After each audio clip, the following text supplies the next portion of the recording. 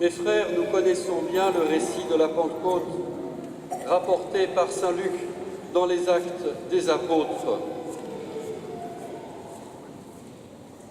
Mais c'est un texte que l'on peut sans cesse scruter, car en effet, il ne décrit pas d'abord ce qui s'est passé, il décrit quelque chose de beaucoup plus subtil, un véritable événement spirituel. Cette manifestation des langues des feux, tel que cela est rapporté, décrit quelque chose de tout à fait intérieur. Et l'image du feu peut nous aider à le comprendre. Elle évoque pour nous de nombreux aspects, et j'en retiendrai deux qui peuvent se conforter. De quoi s'agit-il d'abord? Les disciples sont rassemblés au Cénacle, et voilà un grand coup de vent, un bruit qui survient du ciel, c'est-à-dire de là où Dieu réside. Et sur la tête de chacun des disciples apparurent des langues qu'on aurait dites de feu, comme des langues de feu. Décidément, l'Esprit Saint est bien taquin. Au baptême de Jésus, il apparaît comme une colombe. Et aujourd'hui, c'est comme des langues de feu. Cela veut dire que c'était autre chose, tout simplement. Mais la meilleure image, les meilleurs mots, c'est ce que suggère une langue de feu.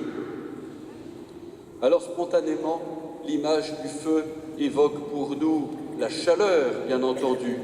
La chaleur qui est d'abord celle du cœur. Un cœur chaleureux, c'est un cœur aimant. Jésus n'a-t-il pas dit « Je suis venu allumer un feu sur cette terre, et comme il me tarde qu'il soit allumé ».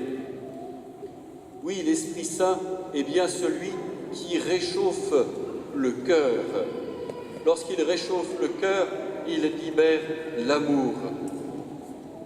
Les disciples étaient enfermés au Cénacle, dans la crainte. Et voilà que tout à coup, leur cœur se réchauffe.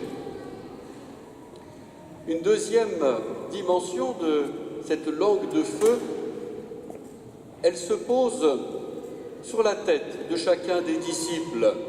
La tête évoque plutôt l'intelligence, pour ne pas dire un autre mot, l'esprit. L'esprit de l'être humain n'est-il pas ce qu'il y a de plus grand en nous?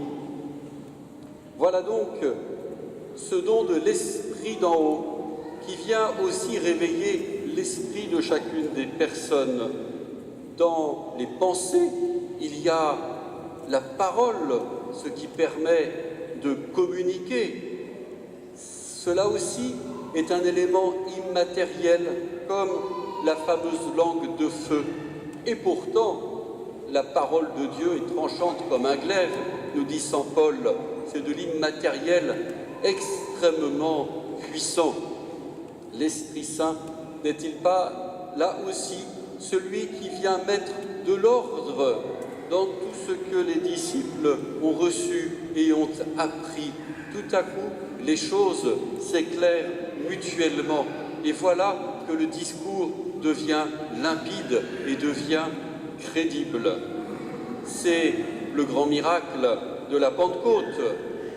Non pas que tout à coup les apôtres deviennent très doués pour les langues. Je ne voudrais pas décourager nos futurs bacheliers. Il faut quand même travailler votre allemand, votre anglais ou votre espagnol. Ça ne s'apprend pas comme cela. Mais si vous regardez bien, ce n'est pas que les disciples deviennent très doués pour les langues, mais c'est que tous les auditeurs, quelle que soit leur langue, les comprennent. Alors, s'il y a un miracle, il sera pour l'examinateur, mais pas pour celui qui planche. Espérons.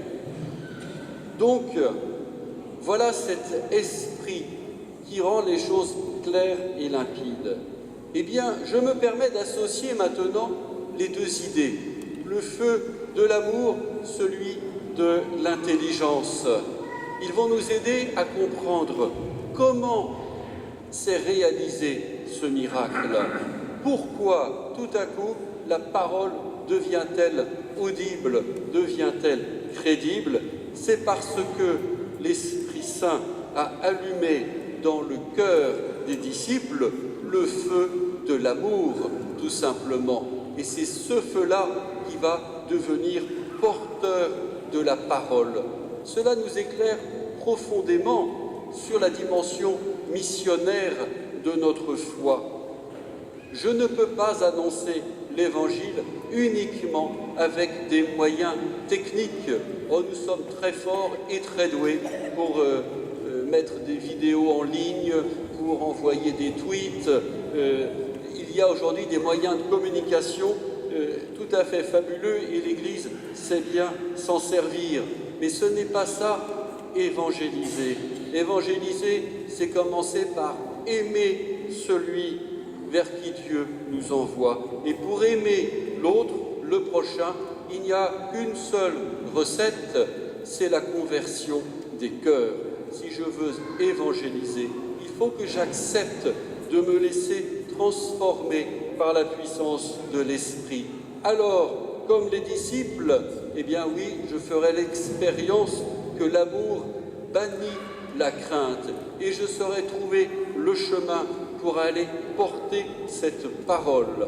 Alors, mes frères, que ce don de la Pentecôte sans cesse vivifie notre Église et vivifie notre communauté, nous entraînant dans un chemin de conversion, faisant grandir en notre sein l'amour et l'unité pour que la parole de Dieu, toujours plus crédible, soit portée tout autour de nous. Amen.